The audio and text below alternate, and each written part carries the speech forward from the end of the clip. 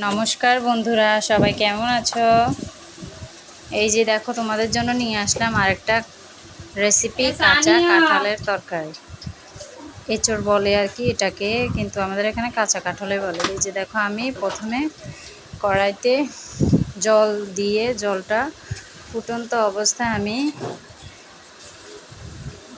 কাঁচা কাঁঠালগুলো দিয়ে দেব। তারপর এতে আমি সামান্য পরিমাণ লবণ আর হলুদ দিয়ে দেব, যেন কালো না হয় কাঁঠালগুলো। এরপর পাশের কড়াইতে আমি দেখো ওই এঁচড়ের জন্য আলুগুলো ভেজে নিয়েছি। তারপর দেখো আমি প্লেটে মশলা নিয়েছি, মশলাগুলো ভালোভাবে দিয়ে তেলে পাঁচফোড়ন দিয়ে মশলাগুলো দিয়ে ভালোভাবে কষিয়ে আমি যেগুলো দিয়ে দিলাম। এরপরে দেখো আমি এতে টমেটো কুচি আর কাঁচা লঙ্কা কুচি দিয়ে ভালোভাবে সবগুলো মশলা আর এই টমেটো কাঁচামরিচটা একসাথে মিশিয়ে নেব। তারপর কিছুক্ষণ আমি রেখে দেব।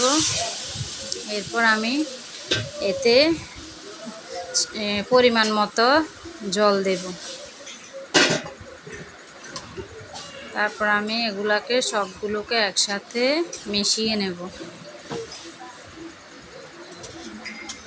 কাঁচা কাঁঠালের তরকারি খুবই পছন্দের একটা খাবার।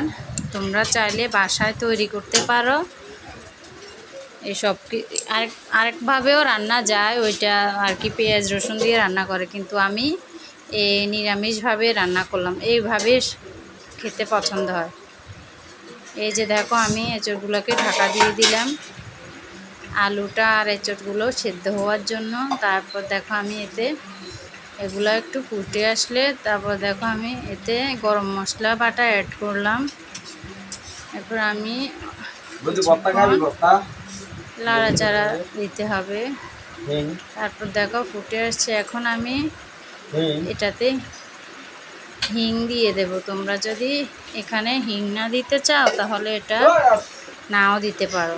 দেখো, তারপর আমি এগুলাকে হিংটাকে একটু ভালো করে মিশিয়ে নেব, যেন কালারটাও ভালো আসে, খেতেও টেস্ট হয়। ওই মশলাটা ওইভাবে মিশিয়ে নেব খাবারের সাথে। দেখো, তারপর আমি এতে ধনে পাতা কুচি ছড়িয়ে দেব। ধনে পাতা দিলে আর একটু ভালো সেন্ট আসে। এখন দেখো তৈরি হয়ে গেল আমার কাঁঠালের তরকারি।